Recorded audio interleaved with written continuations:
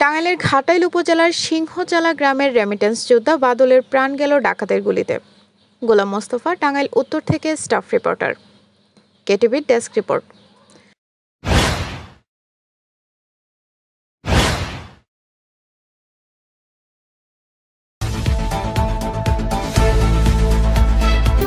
Kasba TV, হৃদয়ে বাংলা। দক্ষিণ আফ্রিকার রেমিটেন্স যোদ্ধা বাদল ২৭ জুলাই রবিবার কফিনে মোড়ানো লাশ হয়ে ফিরল।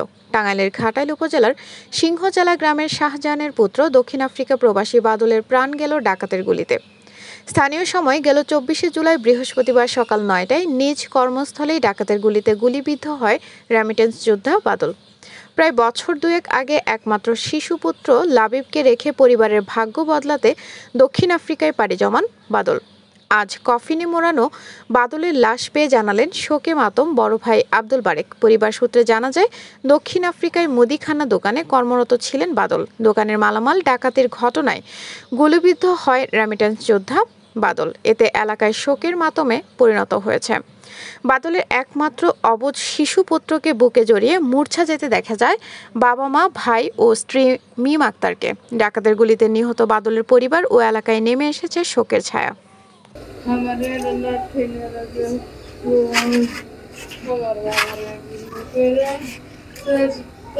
এর মধ্যে বাচ্চাই আমি গা গোসল করে ১০টা-১৫টা ফোন দিলাম, আর পোলা ফোন ধরে না, ঢোকে না।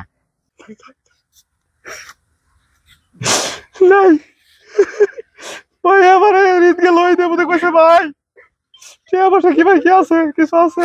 আমি কইছি তোমার টিয়া ভাড়া লাগবে না। আমি কইছি থাকিয়া তুই হলো টিয়া আমার কাছে কয়লাই তো তোমার বিকাশ নাম্বার আমি জানি।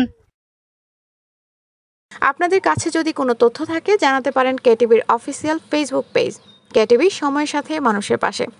আপনার চারপাশের কোনো ঘটনা, অভিযোগ বা তথ্যকে কেটিভিকে জানাতে পারেন। আমরা থাকবো আপনাদের পাশে। কসবা টিভির সংবাদের সাথে থাকার জন্য ধন্যবাদ জানাচ্ছি। পরবর্তী সংবাদ পেতে আমাদের চ্যানেলটি সাবস্ক্রাইব করে রাখুন। হৃদয়ে বাংলা, কসবা টিভি।